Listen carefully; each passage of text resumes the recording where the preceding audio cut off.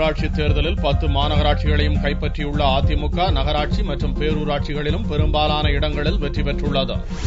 உள்ளாட்சி தேர்தலில் மாநகராட்சி இடங்களைப் போலவே நகராட்சி பேரூராட்சி இடங்களையும் அதிமுகவே அதிக அளவில் கைப்பற்றியுள்ளது. சில இடங்களில் மட்டுமே திமுக வெற்றி பெற முடிந்துள்ளது. தேர்தல் நடைபெற்ற 125 நகராட்சிகளில் 83 நகராட்சிகளை அதிமுக கைப்பற்றியுள்ளது. திமுக 23 இடங்களை கைப்பற்றியது. தேமுதிக 2 இடங்களிலும் மார்க்சிஸ்ட் கம்யூனிஸ்ட் ஒரு இடத்திலும் முன்னிலை பெற்றிருந்தது. சுயேட்சைகள் 2 இடங்களில் வெற்றி பெற்றனர். காங்கிரஸ், பாமக, இந்திய கம்யூனிஸ்ட் கட்சிகள் பெரும் பின்னடைவை சந்தித்துள்ளன.